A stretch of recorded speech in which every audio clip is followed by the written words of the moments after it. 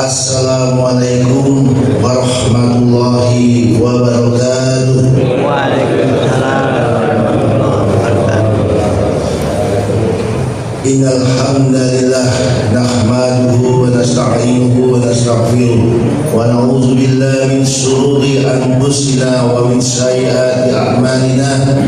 May yahdihillahu fala mudilla lahu wa may yudlilhu fala hadiya lahu. Asyhadu an la ilaha illallah wahdahu la syarika lah wa asyhadu anna Muhammadan abduhu wa rasuluhu amma ba'du. Qala ta'ala fil Qur'anil Karim, a'udzu billahi minasyaitonir rajim. Bismillahirrahmanirrahim. Wal 'asr innal insana lafi khusr illa alladziina amanu wa amilus solihati wattawassaw bil haqqi wattawassaw bis sabr. Rabbi shrah sadri wa yassir li amri wahlul 'uqdatam min lisani yafqahu qawli. Sadaqallahul azim. Hadirin ibu-ibu, bapak-bapak, dan adik-adik remaja yang insyaallah dimuliakan Allah Subhanahu wa taala. Pada hari ini semoga Allah limpahkan rahmat kepada kita, nikmat sehat, nikmat iman, nikmat sehat walafiat, nikmat sempat, sehingga kita bisa kumpul di tempat ini dengan kondisi yang baik dan sangat semangat. Tak lupa salawat dan salam tetap tercurahkan kepada junjungan kita baginda Nabi Agung Nabi besar Muhammad Sallallahu alaihi wasallam. Yang mudah-mudahan kita semua yang berada di sini mendapatkan syafaat dari beliau di yaumul kiamat nanti. Amin. Tak lupa pada hari ini, pada hari Jumat tanggal 3 Oktober 2025, seperti biasa ada kajian subuh yang insyaallah akan diisi oleh Al-Mukarram guru kita Bapak Haji Burhan Hasbi LC MPI. Yang mudah-mudahan nanti bisa bermanfaat bagi kita semua. Dan tak lupa setelah usai kajian akan ada sarapan pagi yang telah disiapkan oleh hamba Allah. Yang mudah-mudahan Allah terima segala amal ibadahnya, Allah lancarkan rezekinya, Amin. dan Allah mudahkan segala urusannya. Amin. Dan sebelumnya marilah kita membaca basmalah bersama-sama. Bismillahirrahmanirrahim. Kepada beliau Bapak Haji Burhan Hasbi, waktu dan tempat kami persilakan. Assalamualaikum warahmatullahi wabarakatuh.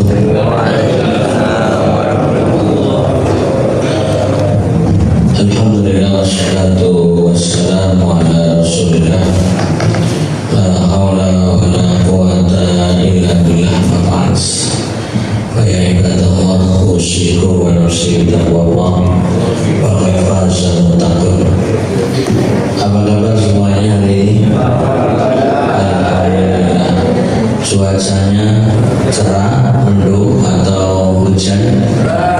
Cerah ya. Kemarin sore di beberapa tempat hujan deras ya, kemarin pas saya pengajian maghrib di Kampung Sewu, di sana habis hujan deras dan angin, tapi ternyata di makam haji dan sekitarnya nggak setetes pun turun hujan.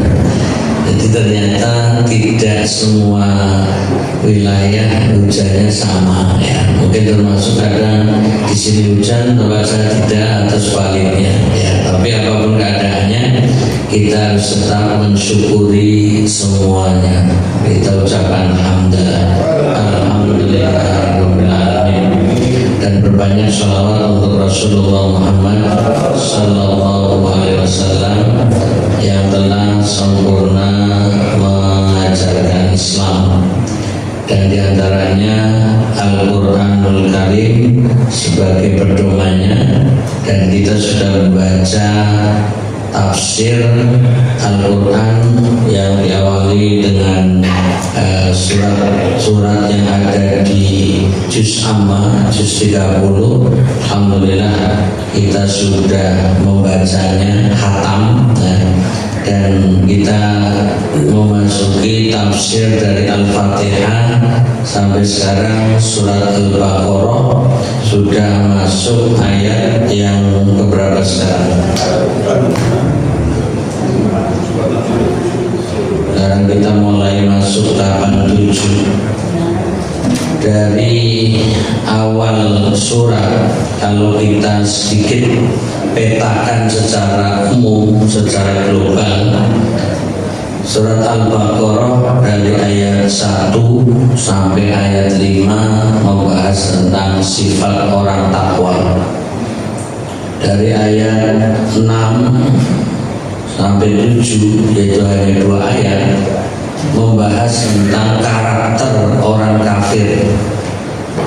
Kemudian dari ayat 8 sampai ayat 20 itu membahas tentang sifat-sifat orang munafik. Dan setelahnya nanti ada beberapa pembahasan berkaitan dengan Nabi Adam, ya, dan juga bagaimana dialognya dengan malaikat, dan juga ada iblis dan seterusnya.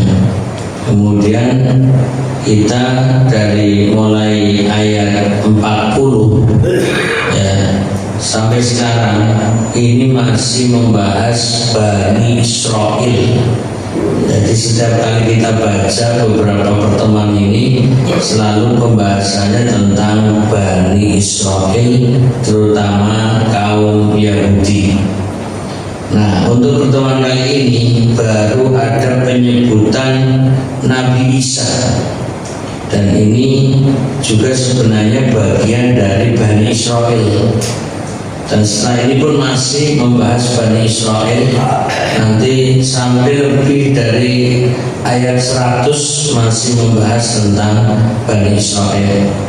Pada kesempatan kali ini ada informasi tentang ya, kitab Taurat dan juga tentang Nabi Isa, ya.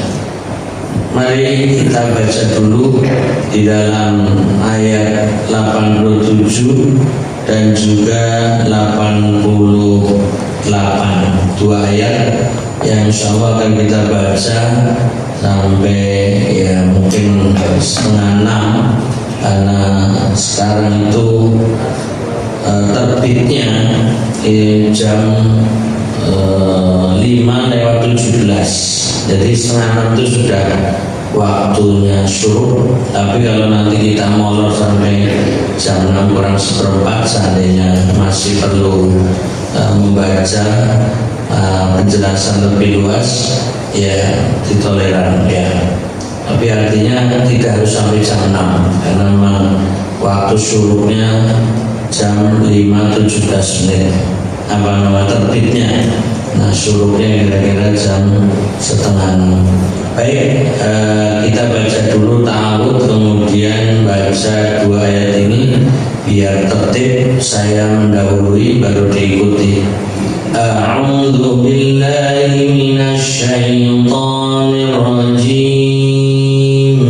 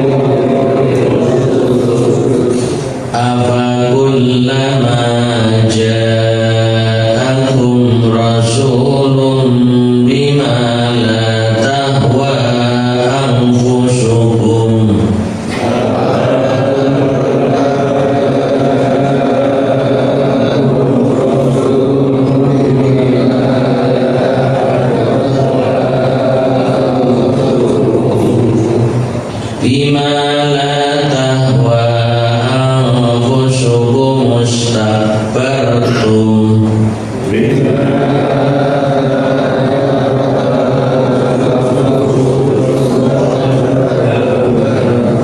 fafariqan kadzabtum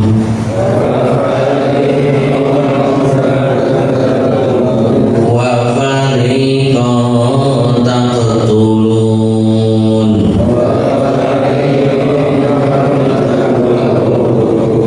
Wa qalu qulubuna ghulf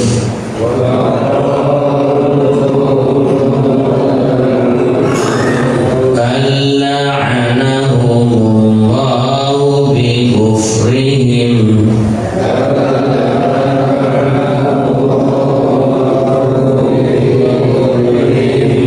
faqalilan ma yu'minun.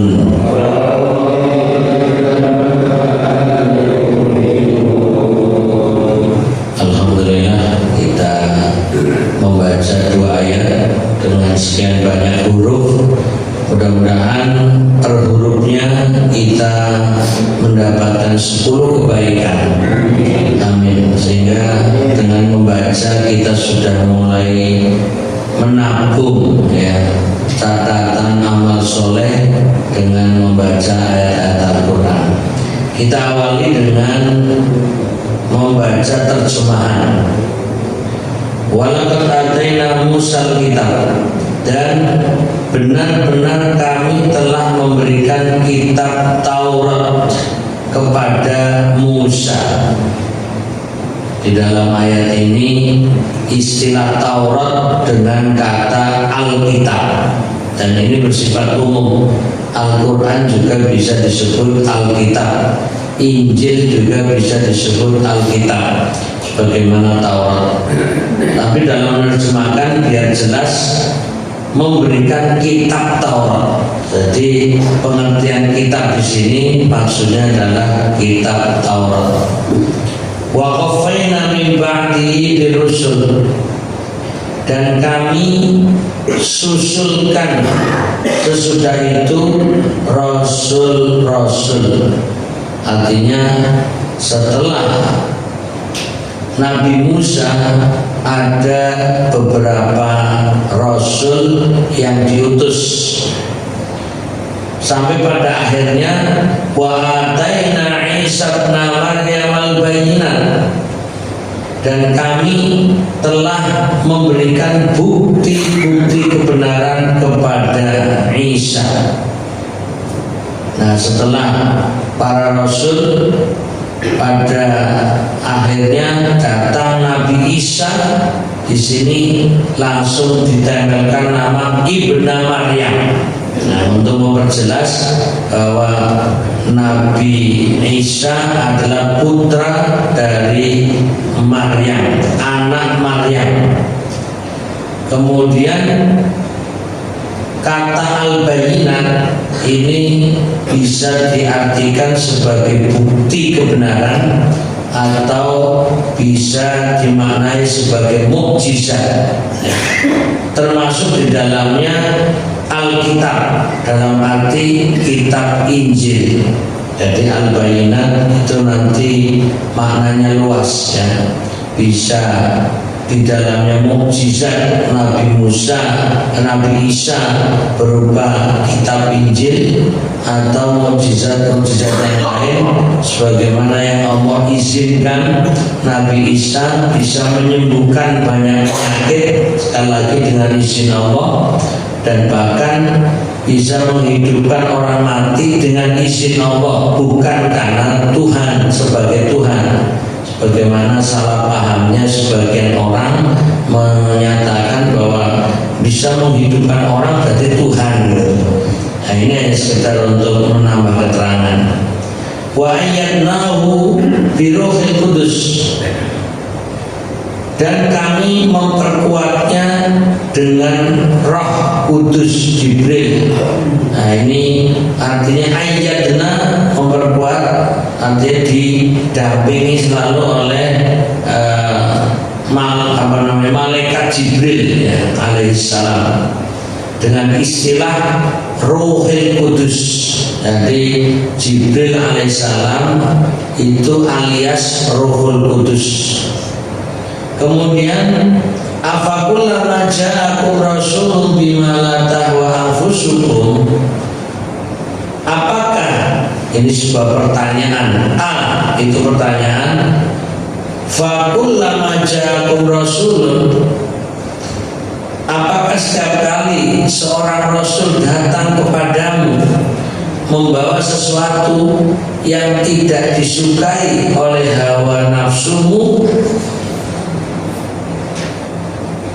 istakbartum, ya, lalu kamu menyombongkan diri. Nah, ini terjemahan istakbartum, artinya kalian sombong.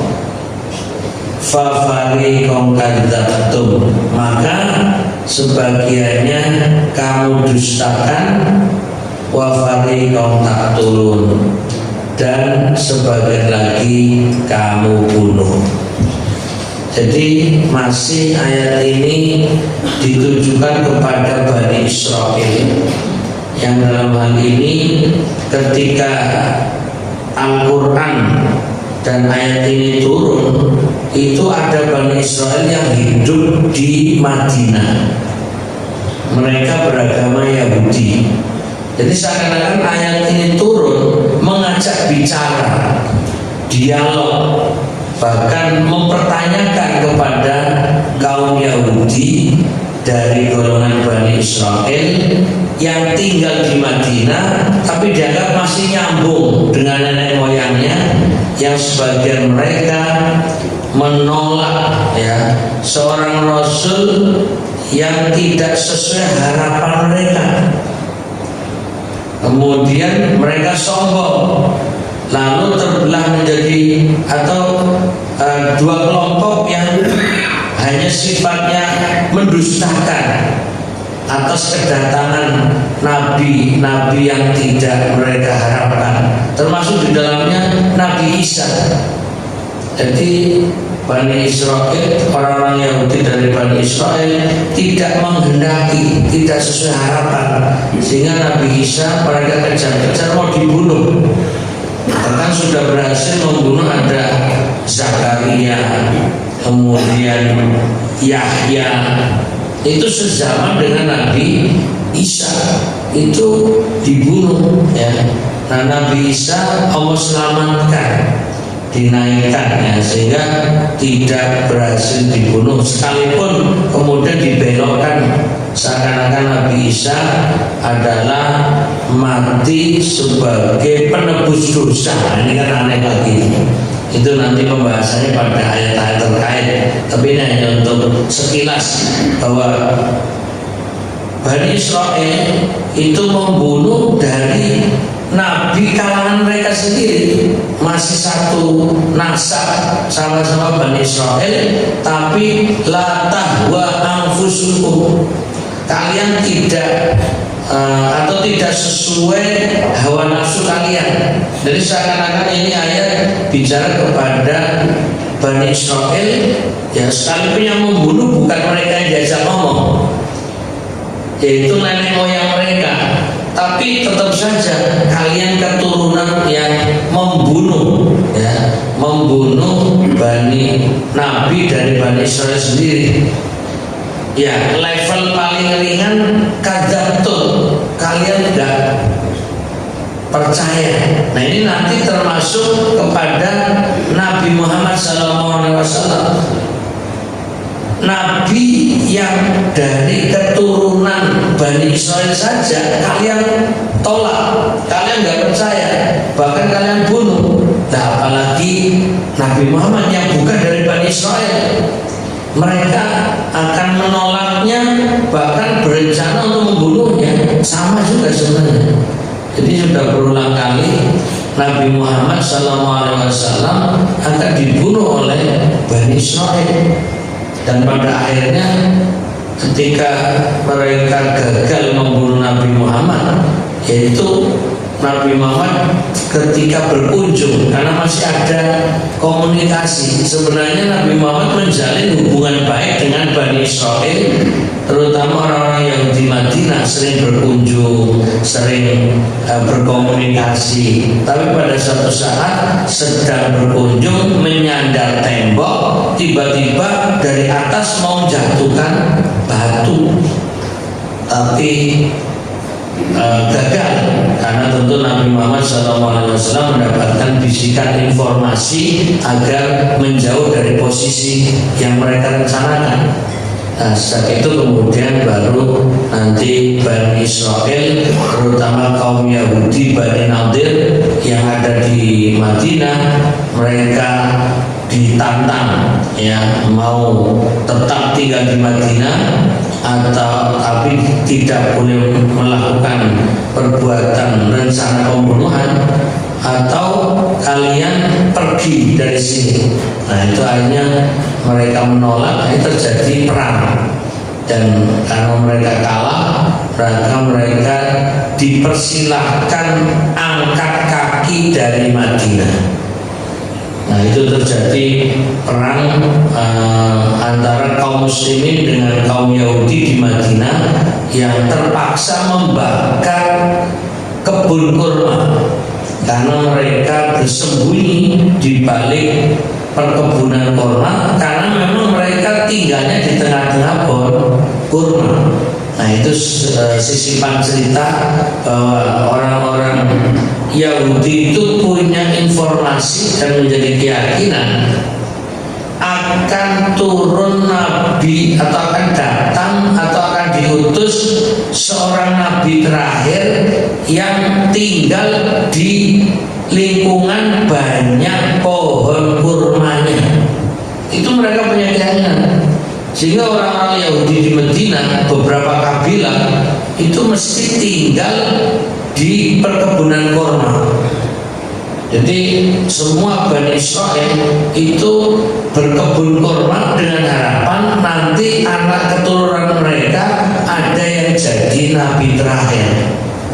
Nah itu harapan mereka. Tapi ternyata justru yang menjadi nabi terakhir bukan dari keturunan mereka. Nabi Muhammad SAW kalau diurut silsilahnya malah justru di atas keturunan Bani Israel, yaitu sejajar dengan sejajar dengan Nabi Ishak ya, yang bahkan di atas Nabi Yakub, yaitu keturunan Nabi Ibrahim alaihissalam. Ini kenapa saya sampaikan seperti itu? Karena ayat ini seakan mengajak bicara kepada Bani Israel, dan Bani Israel yang diajak bicara sebenarnya bukan pelakunya, bukan pelaku yang membunuh, ya, tapi mereka sudah punya indikasi merencanakan pembunuhan itu juga, yaitu dalam hal ini Nabi Muhammad SAW dengan mengawali kadzabtum, kalian mendustakan. Jadi seakan-akan ayat ini mengatakan kalian saja mendustakan Nabi dari Bani Israel, bahkan membunuhnya.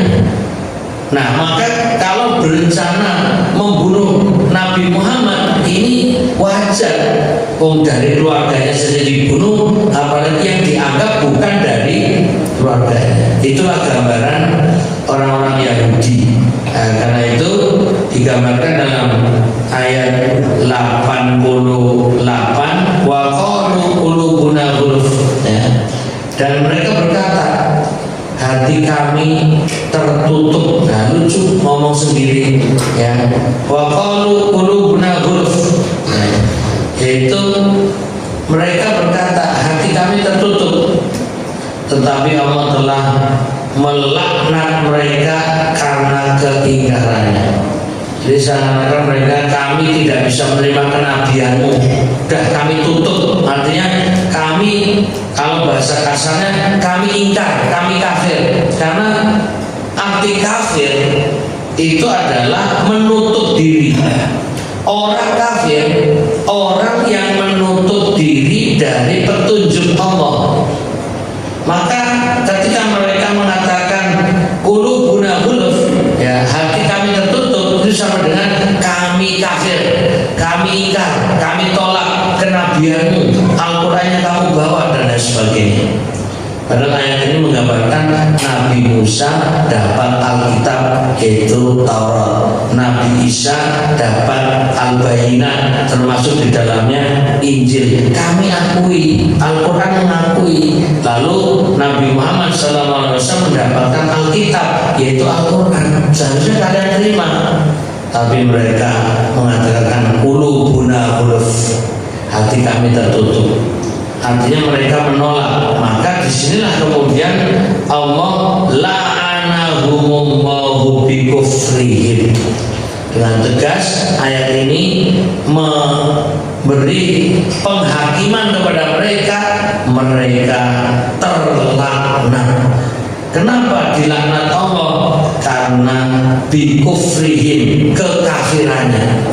Jadi kalimat qulubuna ghulf itu pernyataan kekafiran, maka itu dilaknat.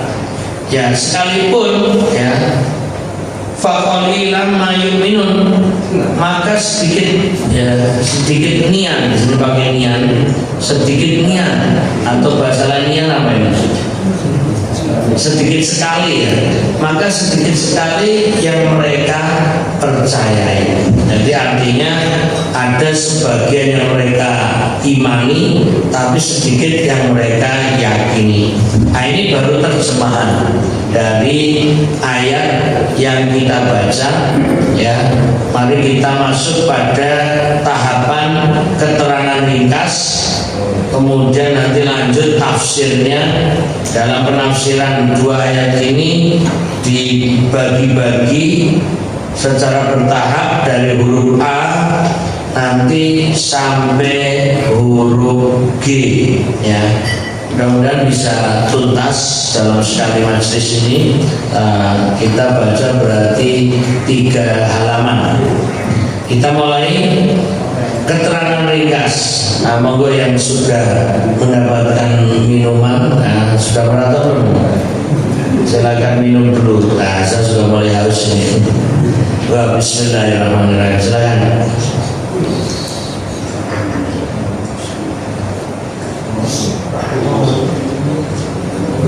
Alhamdulillah. Mumpung masih hangat. Baik, kita akan membaca terkait dengan keterangan ringkasnya ini. Sunnah Allah yang berlaku pada manusia ialah bila telah berlaku lama masa kedatangan Rasul-Rasul kepada mereka, maka hati mereka kembali keras dan hilang pengaruh nasihat dari hatinya. Mereka mendurhakai perintah Tuhannya, merubah syariat yang didatangkan kepadanya dengan bermacam-macam takwil dan melupakan peringatan sebelumnya.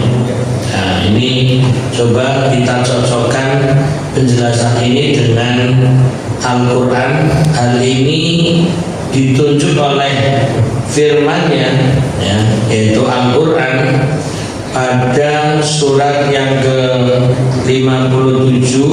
Dalam hal ini adalah surat Al-Hadid ya, ayat 16. Silakan dicek dulu.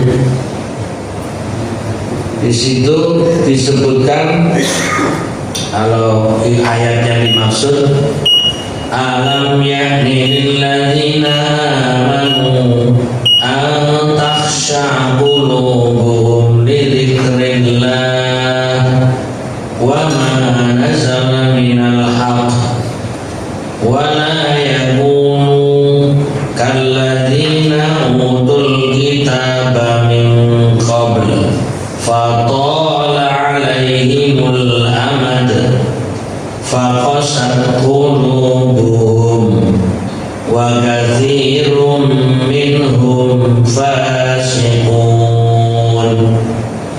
Jadi kenapa dikaitkan penjelasan ini dengan surat Al-Hadid ayat 16, yaitu kata-kata bahwa sunnah Allah yang berlaku pada manusia ialah apabila telah berlaku lama masa kedatangan Rasul kepada mereka, hati mereka kembali keras. Jadi itu yang dimaksud dalam ayat ini. Ada penjelasan, kemudian mereka melalui masa yang panjang sehingga hati mereka menjadi keras.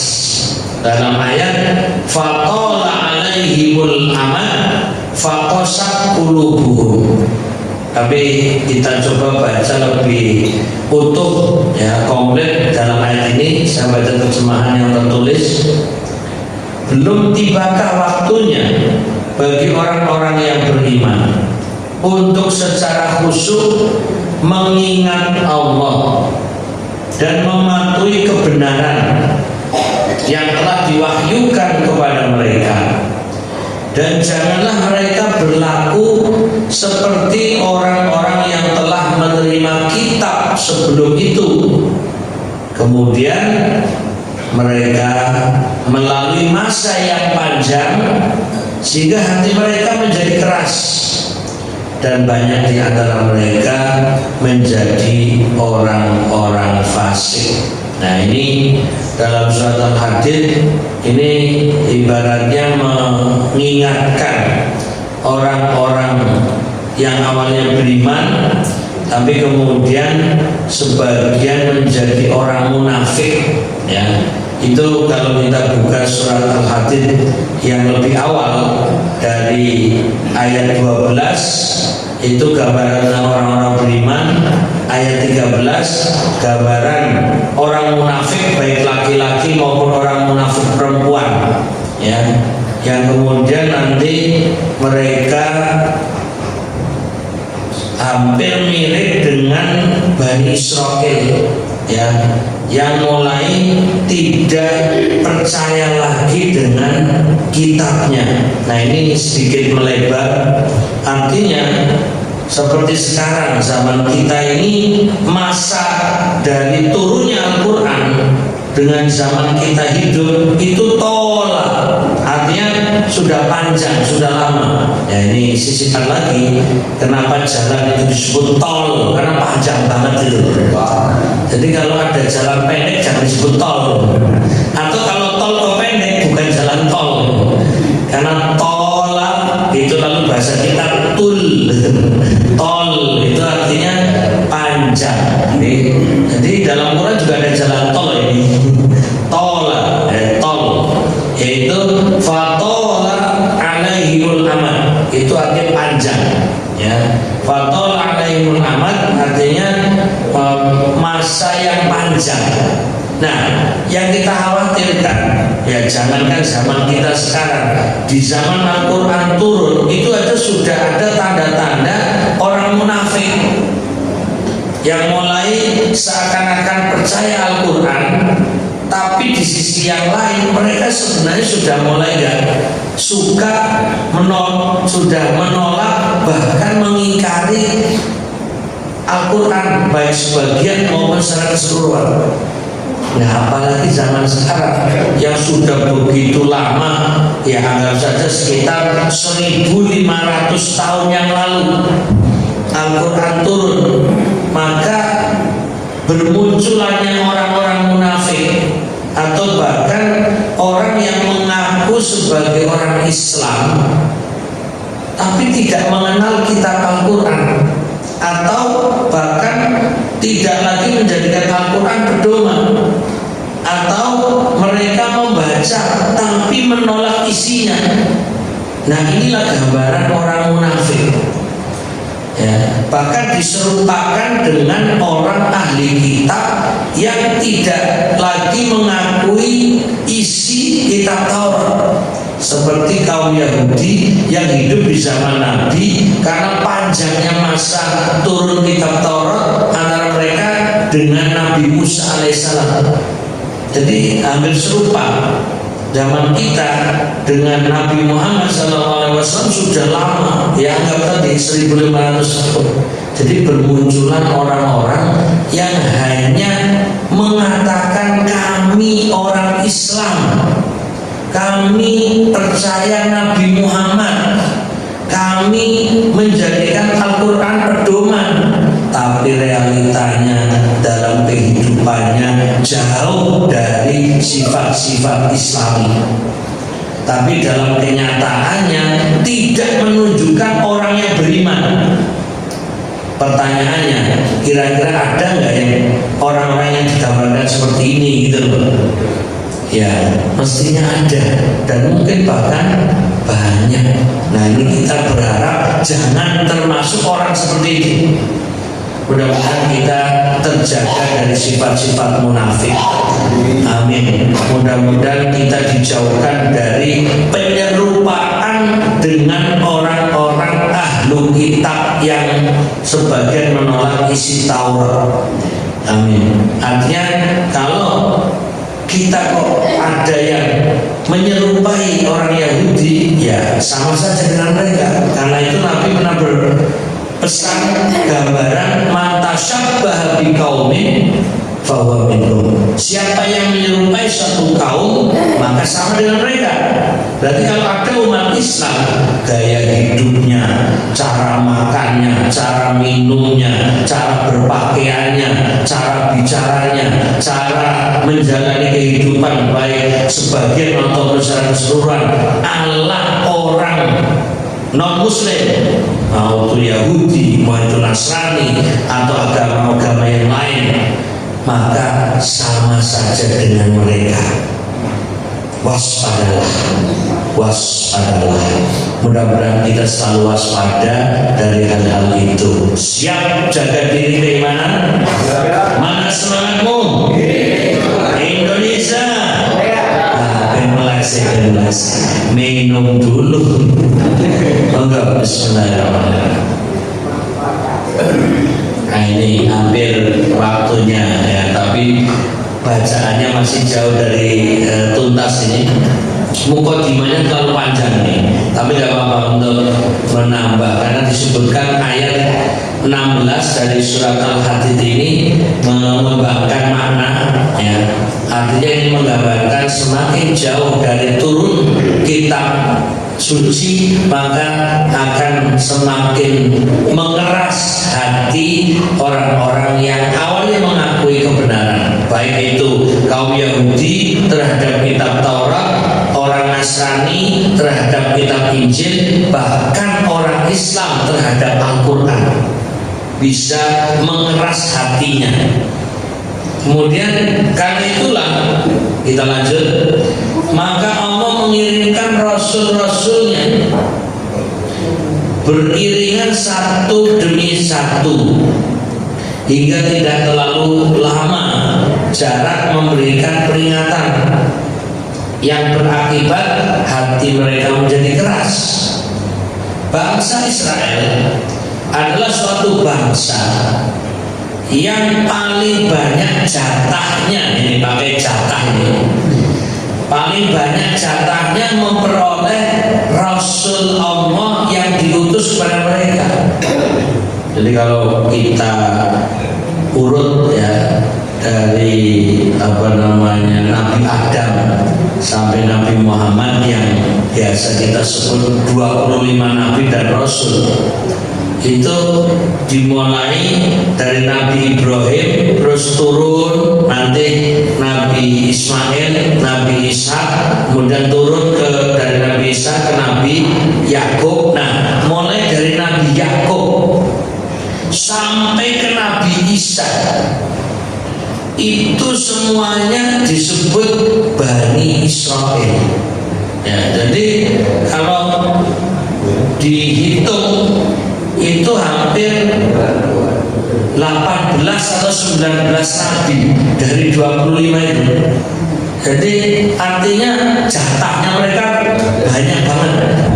Makanya mereka sombong juga gitu. Kami bangsa yang terhormat karena kami keturunan orang-orang suci, kami keturunan orang-orang yang terpilih, pilihan dari keluarga kami jadi para nabi, jadi nabi dan seterusnya. Tapi cuma sombong dalam omongan. pada prakteknya mereka tidak mengikuti syariat yang dibawa oleh para nabi-nabi itu. Nah, ini kalimat tadi mengatakan bangsa Israel bangsa yang paling banyak jatahnya. Nah, ini memperoleh nabi, rasul. Jadi tidak ada alasan bagi mereka untuk melupakan syariat-syariat. Nah, kita balik. Kalau kalian merasa sebagai keturunan para nabi, ya kembalilah kepada syariat yang benar, syariat yang dibawa oleh para nabi. Tapi anehnya mereka malah merubahnya atau mentakwilkannya. Takwil itu menafsirkan. Jadi memberi arti yang tidak sebenarnya, mengotak-atik sesuai dengan kehendak mereka. Nah, ini hampir sama juga kemudian terjadi pada sebagian orang Islam, mencoba menggunakan ayat Al-Quran lalu ditafsirkan sesuai kehendaknya. Jadi untuk memahami sebuah kata atau kalimat atau ayat, mereka hanya dicocokkan dengan mereka. Ada ini contoh, hanya sisipan saja. Umpamanya ketika menafsirkan ayat yang berkaitan dengan keharaman riba. Nah, lalu dari awalnya ahallallahu bai'a wa harrama riba, Allah menghalalkan jual beli dan mengharamkan riba. Lalu ada orang Islam mencoba menafsirkan riba yang diharamkan itu kalau ad'afa mudha'afa, kalau mengambil ribanya itu dengan jumlah besar. Tapi kalau sidik-sidik ora apa-apa gitu. Jadi kalau tidak umpamanya hanya 1%, 2%, ya 2,5% ya masih ditoleransi lah. Kalau ini kok umpamanya ribanya sampai 10%, nah itu baru haram. Nah ini juga. Jadi membedakan sedikit dan banyak.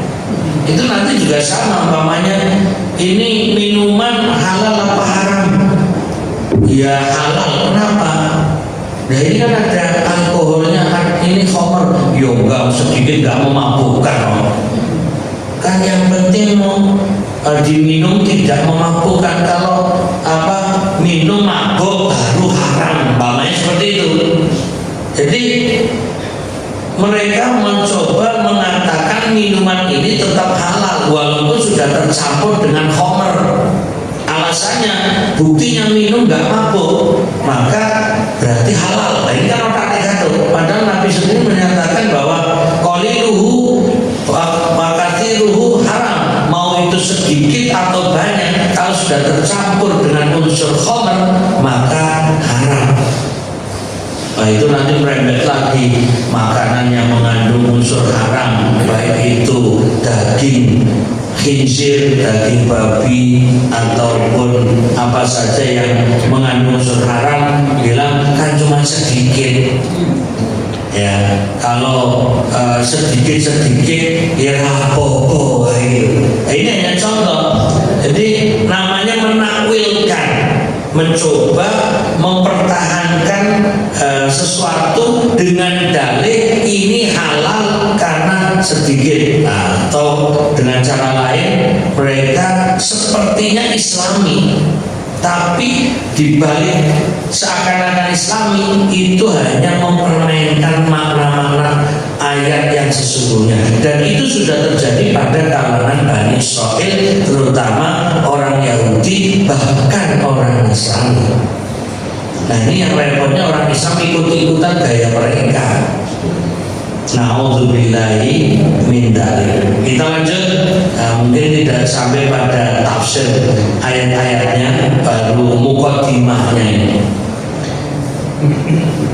Akan tetapi mereka lebih patuh kepada hawa nafsunya, mengikuti syahwatnya, dan mendurhakai rasul-rasulnya, sehingga di antara mereka ada yang didustakan, dan ada yang dibunuhnya. Wah, ini ngeri sekali. Jadi nenek moyang Bani Israel yang mendustakan para nabi dan rasul itu juga banyak. Lebih parah lagi, mereka membunuh para nabi, para rasul.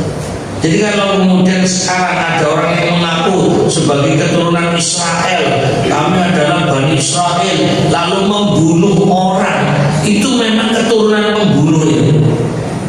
Ya, bahwa sekarang terjadi umat Islam dibantai, dibom, dibunuh tiap hari di jalur Gaza oleh orang yang mengaku seakan-akan Bani Israel, walaupun ya belum pasti, belum tes DNA ya.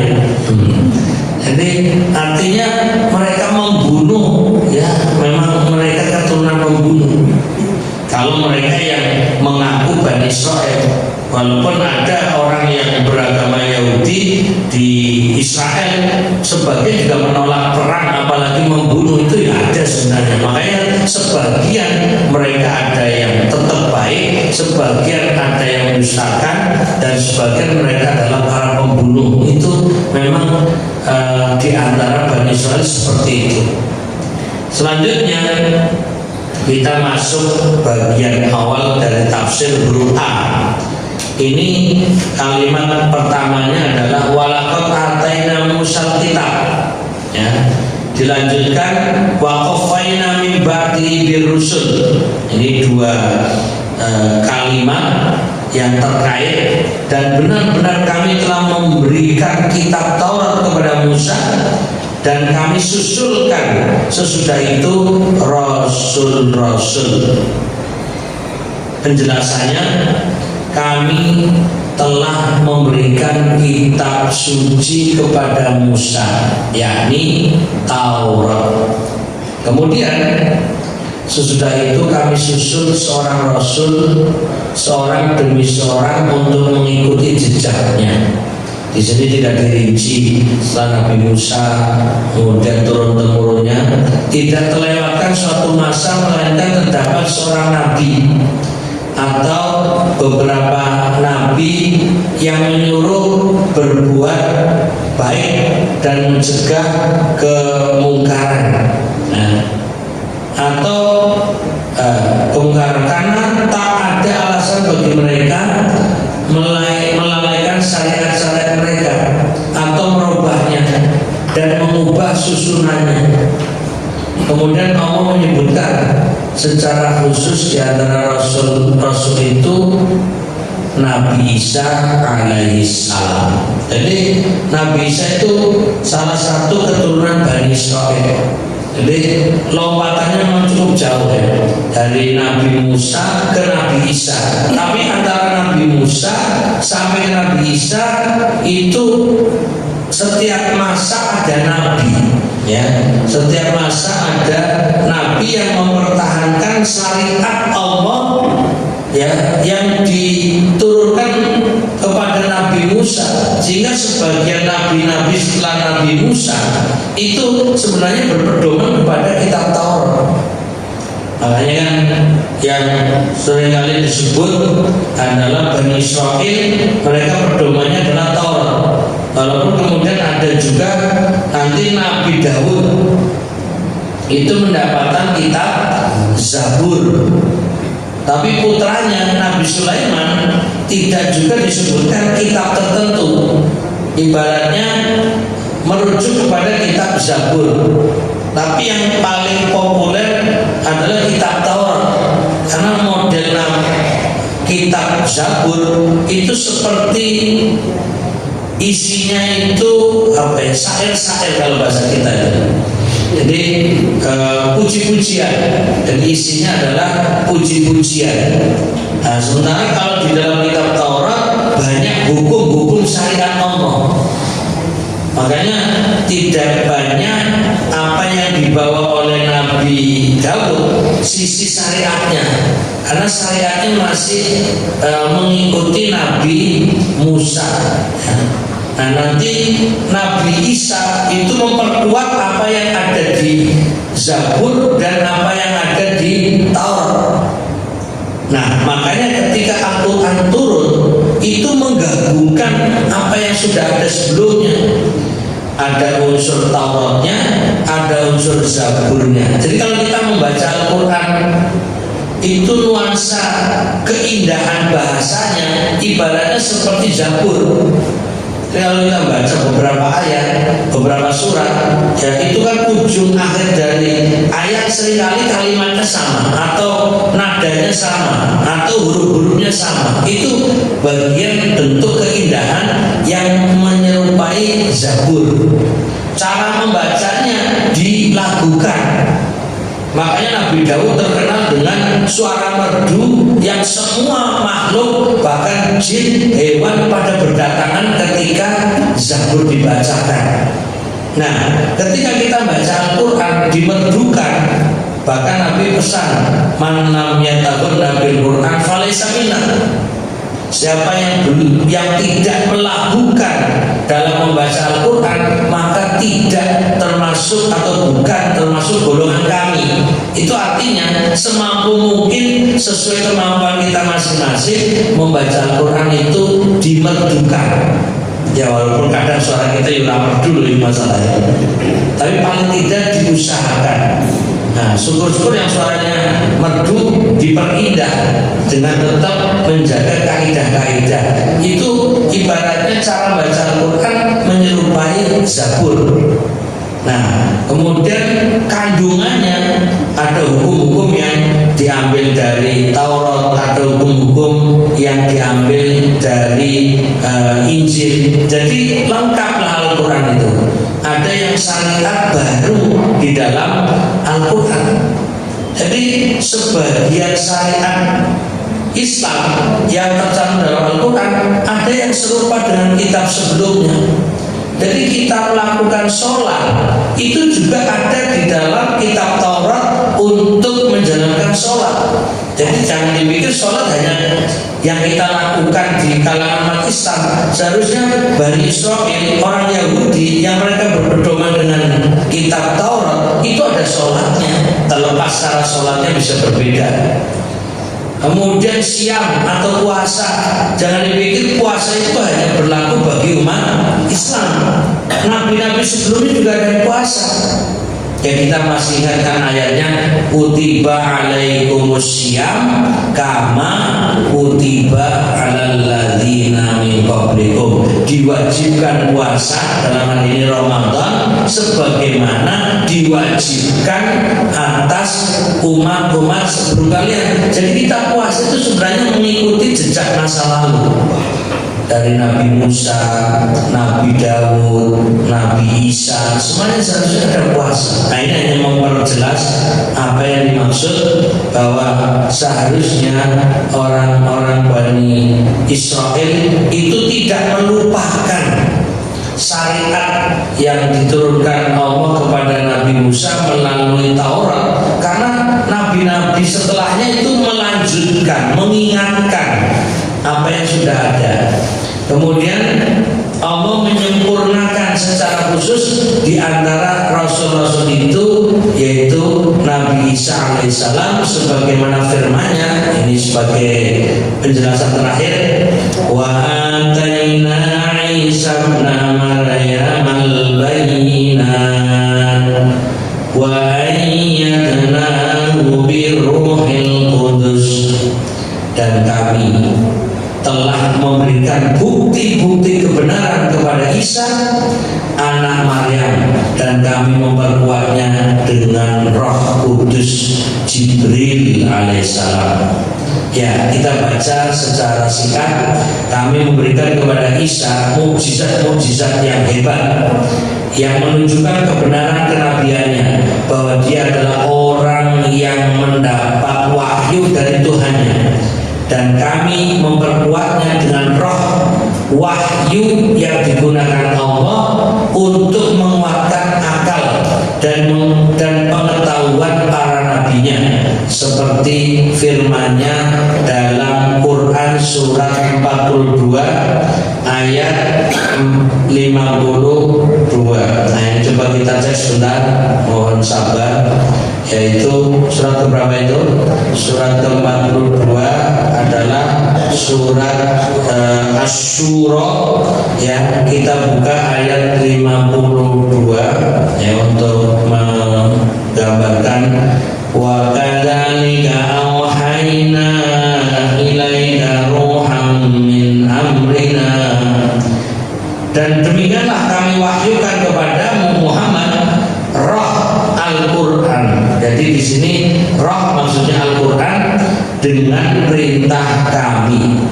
Ini dalam Al-Qur'an juga menyebutkan bahwa Nabi Muhammad mendapatkan wahyu, itu di sini adalah roh, lalu maksudnya Al-Qur'an. Maka Nabi Isa itu juga sama ya, artinya apa yang Allah berikan kepada Nabi Muhammad juga sebelumnya pernah diberikan kepada Nabi Isa ya, dan melalui Jibril alaihissalam. Dan sebagian menafsirkan roh di sini adalah Jibril alaihissalam. Artinya wahyu Al-Qur'an melalui malaikat Jibril. Demikian pula Injil melalui malaikat Jibril.